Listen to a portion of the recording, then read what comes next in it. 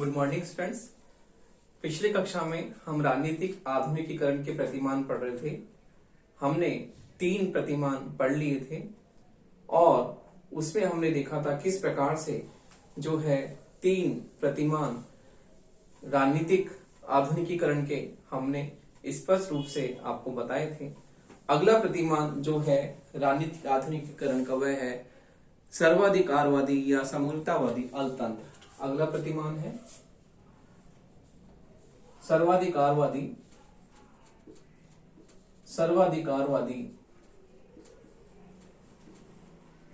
या समग्रतावादी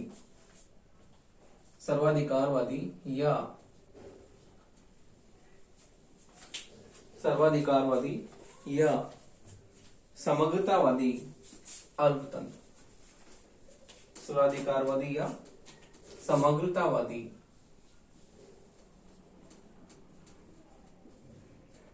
समग्रतावादी अल्पतंत्र।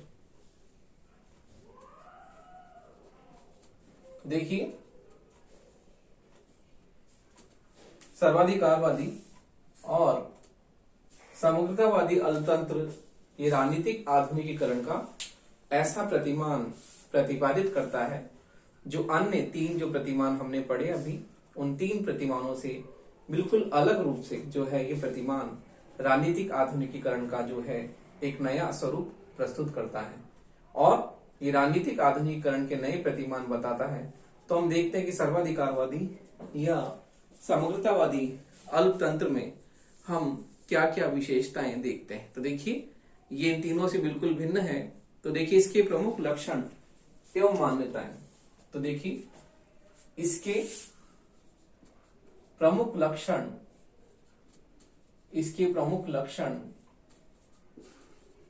एवं मान्यताएं। इसके प्रमुख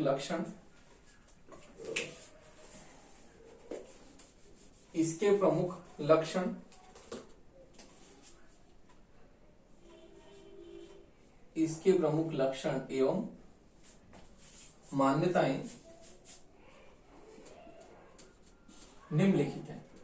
तो देखिए, सर्वाधिकारवादी अल्पतंत्र के प्रमुख लक्षण एवं मान्यताएं निम्नलिखित हैं। तो देखिए, इसकी प्रमुख मान्यताएं क्या है उसके बारे में हम देखते हैं क्या क्या मान्यताएं हैं। पहली मान्यता है कि जो है यह एक सर्वाधिकारवादी राज्य में विश्वास करता है। यह एक सर्वाधिकारवादी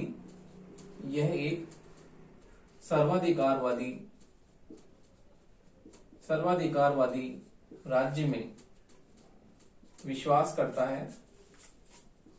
सर्वाधिकारवादी राज्य में विश्वास करता है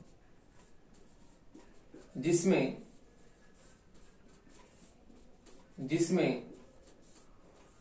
सर्वाधिकारवादी राज्य में विश्वास करता है जिसमें जो शासन का संचालन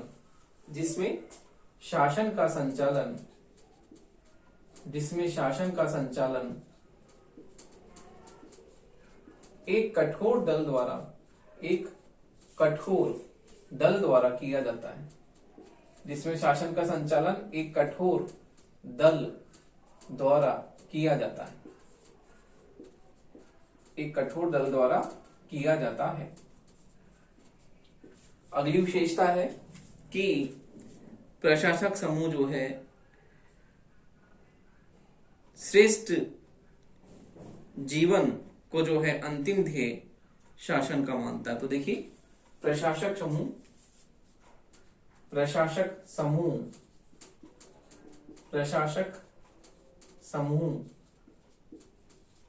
श्रेष्ठ जीवन को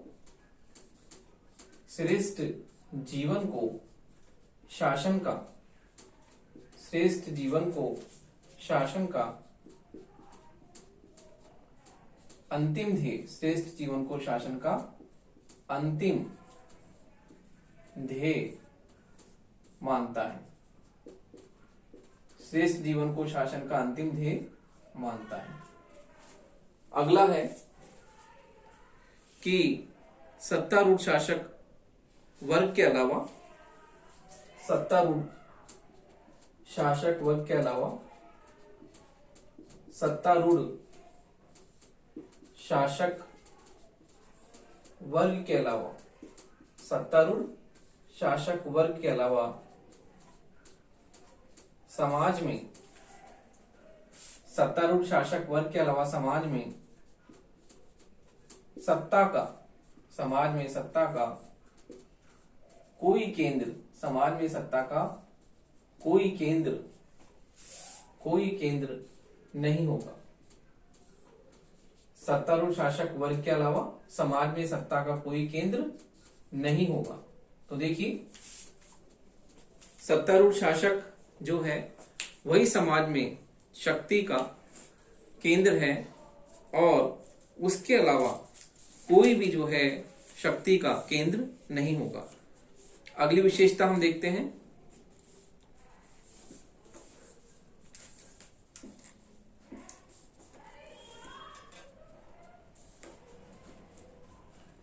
अगला देखिए, अगली विशेषता है कि विरोध को कुचलने के लिए विरोध को कुचलने के लिए विरोध को कुचलने के लिए विरोध को कुचलने के लिए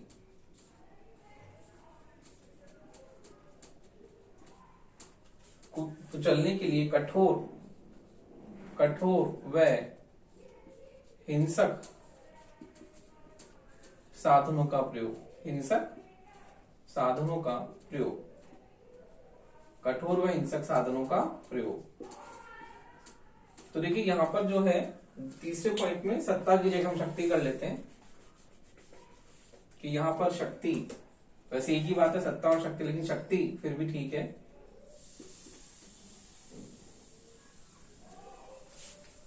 तो देखिए विरोध को कुचलने के लिए कठोर व हिंसक साधनों का प्रयोग जो है उचित है। अगला है, तो देखिए दल एवं शासन में घनिष्ठ संबंध होता है। देखिए शासन में एक दल का अस्तित्व होने से, एक दल का प्रभुत्व होने से शासन व दल में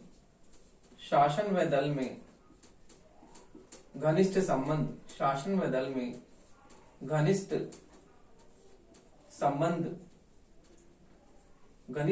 होता है। शासन व दल में घनिष्ठ संबंध होता है। अगला है,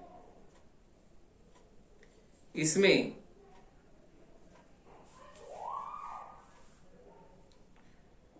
देखिए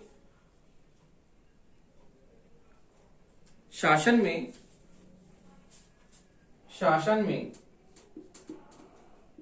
निर्वाचित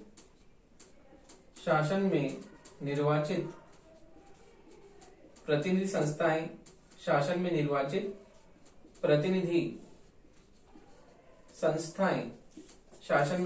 प्रतिनिधि संस्थाएं हो सकती हैं, लेकिन उन्हें कोई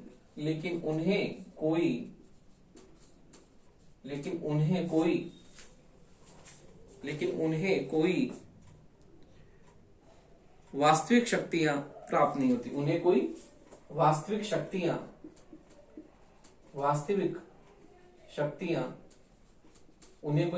शक्तियां प्राप्त नहीं होती। वास्तविक शक्तियां प्राप्त नहीं होती। वास्तविक शक्तियां दल के पास में होती, उन्हें कोई वास्तविक शक्तियां प्राप्त नहीं होती। अगला है, सर्वाधिकारवादी शासन में विधि का शासन। तो देखिए इस शासन व्यवस्था में इस शासन व्यवस्था में विधि का शासन,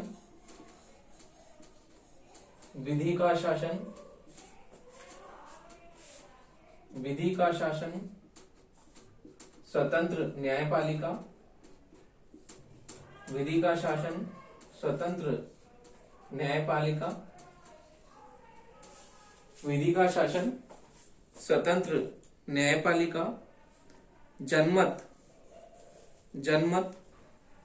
राजनीतिक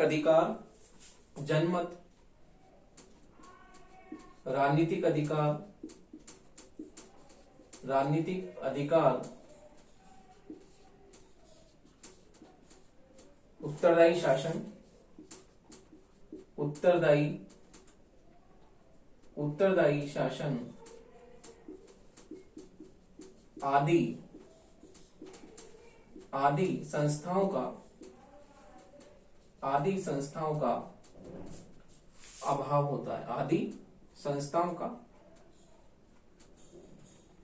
आदि संस्थाओं का अभाव होता है। आदि संस्थाओं का अभाव होता है। तो देखिए, आदि संस्थाओं का अभाव होता है या आदि के लिए किसी भी तरह का कोई स्थान नहीं होता है। तो देखिए, इस प्रकार से सर्वाधिकारवादी व्यवस्था में हमने माना कि प्रमुख लक्षण हमने माना कि सर्वाधिकारी वाले राज्य में विश्वास करता है जिसमें शासन का संचालन एक कठोर दल द्वारा होता है। तो देखिए, इसमें कठोर दलीय अनुशासन की बात की जाती है। और हमने देखा कि राजनीतिक लोकतंत्र में हमने आपको बताया था कि किस प्रकार से राजनीतिक लोकतंत्र एक दलीय शासन व्यवस्था के बिल्कुल खिलाफ है और उसमें जो है एक दलीय शासन व्यवस्था के स्थान पर द्विदलीय एक से अधिक दलों के होने की बात कही जाती है। लेकिन इसमें एक कठोर दल अनुशासन की बात की जाती है, एक दलीय शासन के द्वारा इसमें क्या होता है, शासन होता है। अगला है, प्रशासक समूह श्रेष्ठ जीवन को शासन का अंतिम ध्येय मानता है कि शासन का जो है अंतिम ध्येय क्या है, श्रेष्ठ जीवन। अन्य किसी भी तरह से और कोई बात को वो अपने शासन का लक्ष्य नहीं मानता। अगला जो पॉइंट है, सत्तारूढ़ शासन वर्ग के अलावा समाज में शक्ति का कोई केंद्र नहीं होगा। तो देखिए, शक्ति के केंद्रीकरण की बात इसमें की जाती है कि शक्ति का केंद्रीकरण जो है एक ही जगह होगा और वो शासक वर्ग के हाथों में होगा। शासन के विकेंद्रीकरण की अवधारणा पर ये सिद्धांत आधारित नहीं है। इसमें शासन का जो है स्वरूप हमें केंद्रीकृत स्वरूप देखने को मिलता है कि शासन में शक्तियों का विकेंद्रीकरण नहीं, शक्ति केंद्रीकृत है और इस प्रकार शासक वर्ग के अलावा समाज में शक्ति का कोई केंद्र नहीं होगा। अगला है, विरोध को कुचलने के लिए कठोर व हिंसक साधनों का प्रयोग उचित है। तो इसमें विपक्ष जो है, जिस प्रकार से हम देखते हैं कि वर्तमान में जो लोकतांत्रिक उदारवादी शासन व्यवस्था है उनमें स्वस्थ विपक्ष का बहुत ही महत्वपूर्ण स्थान होता है और विपक्ष क्या होता है, उचित होता है।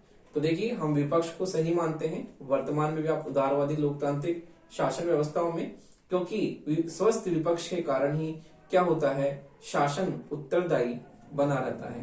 क्योंकि शासन में एक रचनात्मक विपक्ष का बहुत ही महत्वपूर्ण स्थान होता है और उसका जो स्थान जो होता है लोकतांत्रिक शासन व्यवस्था में बहुत ही महत्वपूर्ण होता है। क्योंकि शासन जो होता है उसकी आलोचना के कारण, उसकी जिस प्रकार से जो है वो रचनात्मक जो अपना किस प्रकार से आलोचना या विरोध प्रकट करता है, तो शासन जो है हमेशा उत्तरदायी बना रहता है। क्योंकि उसे हमेशा डर रहता है कि शासन यदि अनुत्तरदायी होगा तो किस प्रकार से जो है उसे विपक्ष की जो है अवहेलना उसे झेलनी पड़ेगी और शासन जो है इस प्रकार से विपक्ष के कारण उत्तरदायी जो है बना रहता है। तो देखिए, इसमें विपक्ष को कुचलने के लिए कठोर हिंसक साधनों के प्रयोग की बात की जाती है कि किसी भी तरह का विरोध करने का किसी भी सामान्य जनता को कोई भी अनुमति प्राप्त नहीं है कि शासन के खिलाफ कोई भी क्या करे, विरोध कर सके। तो इसमें विरोध का कोई भी स्थान नहीं है।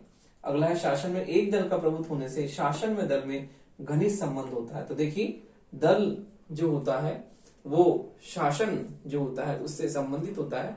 क्योंकि एक दलीय शासन व्यवस्था में हम देखते हैं कि शासन व्यवस्था और दलीय व्यवस्था में बहुत ही घनिष्ठ संबंध होता है। तो दोनों में जो है किस प्रकार से हम देखते हैं कि इनमें बहुत ही महत्वपूर्ण घनिष्ठ संबंध पाया जाता है। अगला है, शासन में निर्वाचित प्रतिनिधि संस्थाएं हो सकती है, लेकिन उन्हें कोई वास्तविक शक्तियां प्राप्त नहीं होती।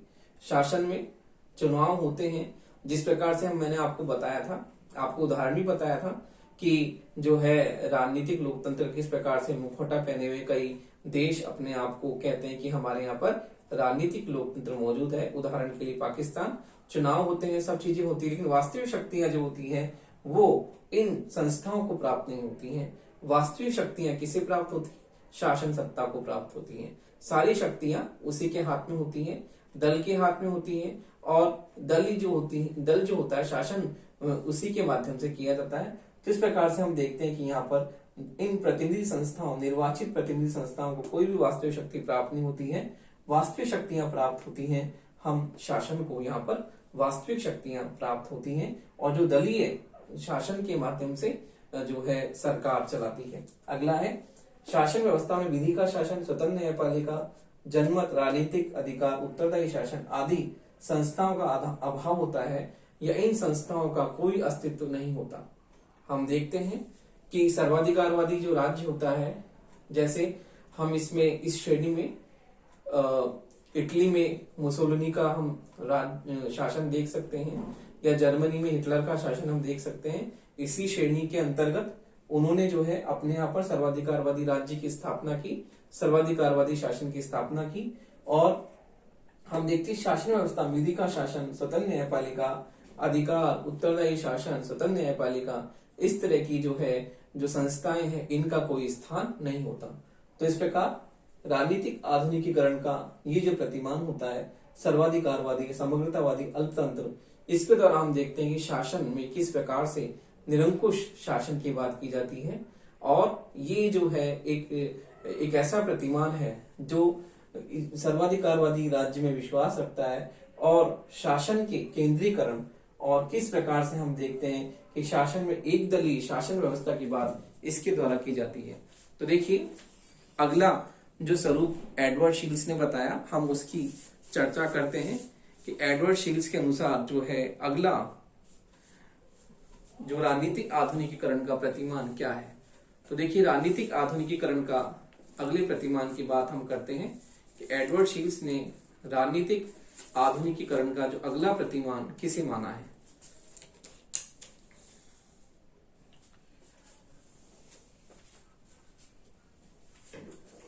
देखिए अगला प्रतिमान है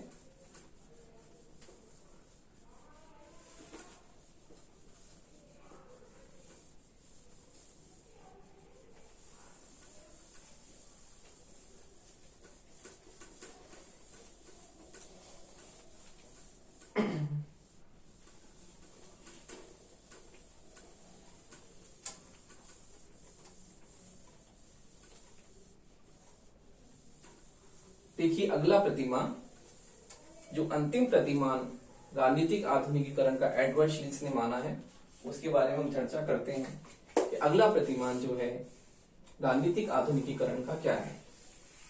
तो देखिए अगला वह अंतिम प्रतिमान जो एडवर्ड शील्स ने राजनीतिक आधुनिकीकरण का माना है, वो है परंपरावादी वर्गतंत्र या अल्पतंत्र। परंपरावादी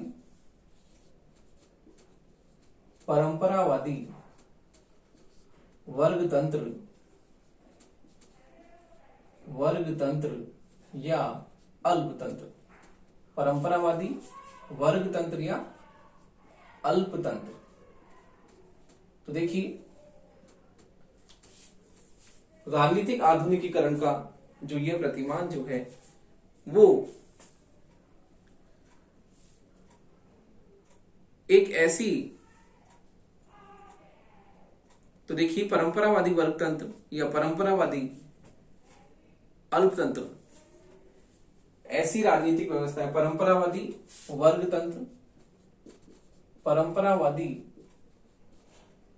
वर्गतंत्र या अल्पतंत्र ऐसी राजनीतिक व्यवस्था है, ऐसी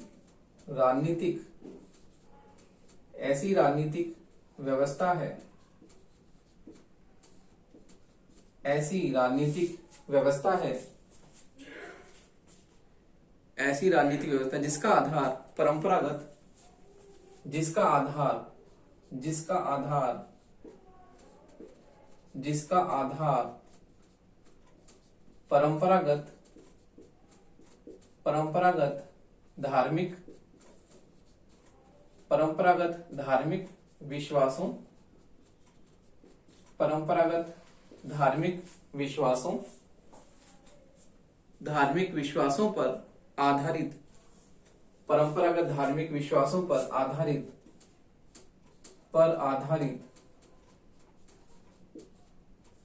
राजवंशीय शासन होता है। जिसका आधार परंपरागत धार्मिक विश्वासों पर आधारित राजवंशीय शासन होता है।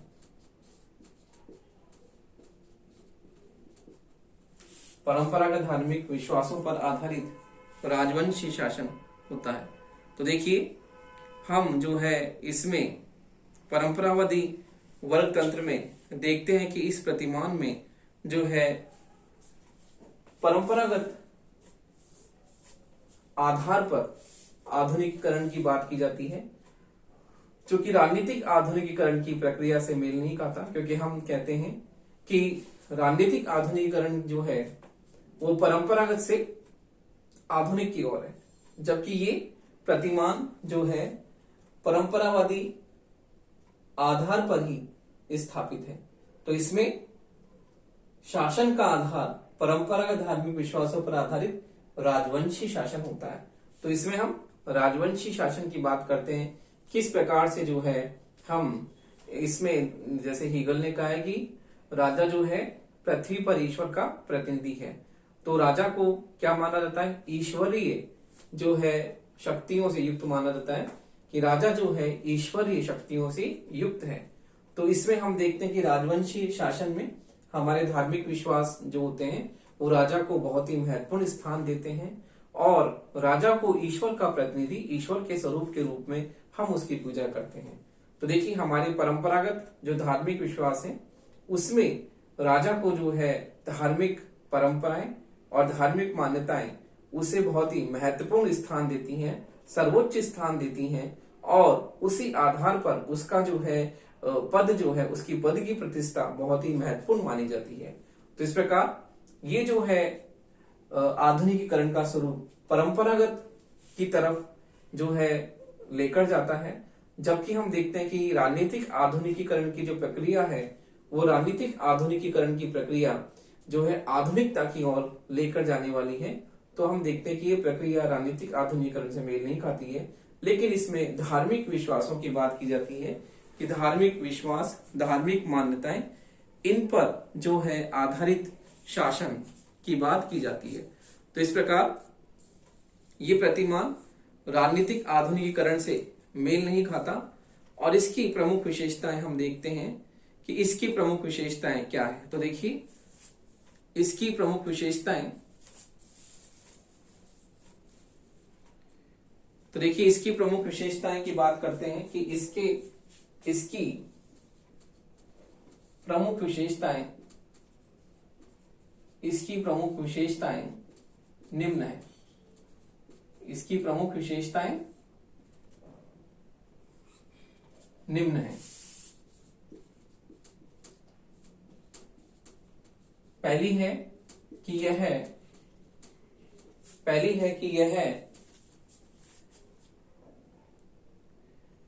यह व्यवस्था का आधार, इसका प्रमुख आधार धार्मिक विश्वास एवं रक्त संबंधी विशेषता का। तो देखिए इसका प्रमुख आधार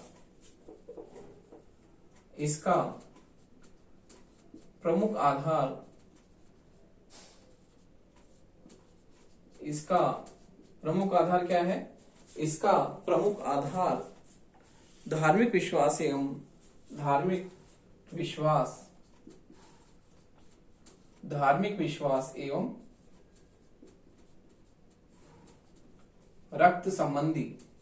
रक्त संबंधी श्रेष्ठता है। रक्त संबंधी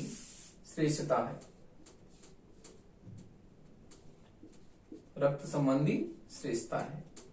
अगला जो है अगला इसका लक्षण क्या है? अगला है कि इस व्यवस्था का आधार परंपरावादी नैतिक सिद्धांत है कि समाज व्यवस्था जो है सर्वोत्तम है। तो देखिए, यह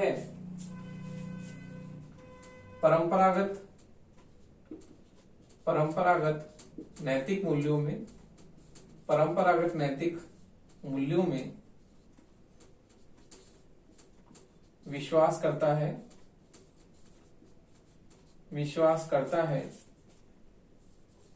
कि समाज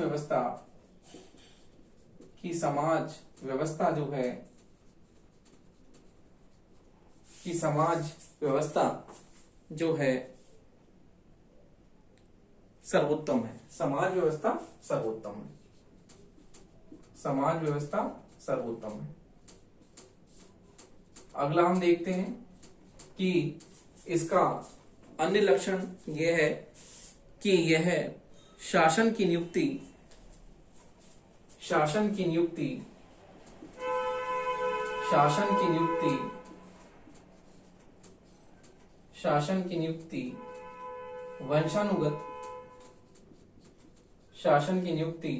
वंशानुगत उत्तराधिकारी यह शासन की नियुक्ति वंशानुगत उत्तराधिकारी नियम के आधार पर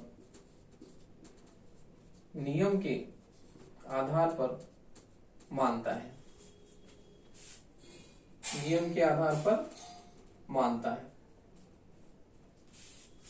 अगला लक्षण हम देखते हैं। अगला लक्षण क्या है? अगला लक्षण है कि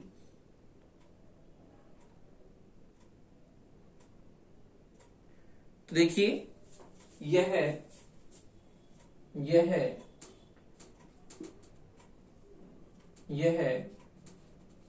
व्यक्ति के जीवन में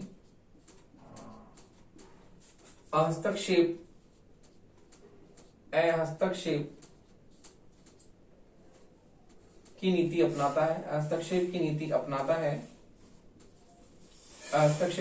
अपनाता है।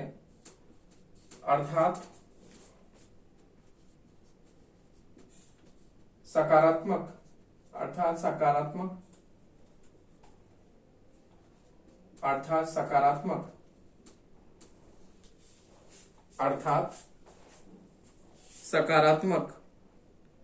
जो है सकारात्मक कार्य नाम मात्र के करता है। सकारात्मक कार्य नाम मात्र के करता है।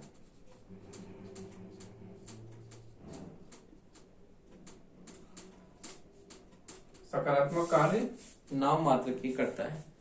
अगला है राज्य का कार्यक्षेत्र इसमें सीमित होता है। राज्य का कार्यक्षेत्र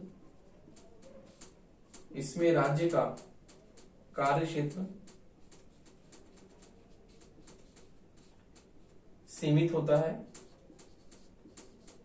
राज्य का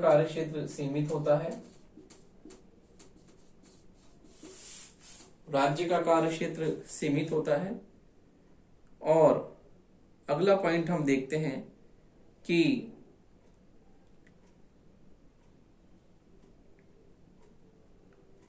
इस व्यवस्था में जो है राजनीतिक भागीदारी जो होती है बिल्कुल शून्य समझी जाती है।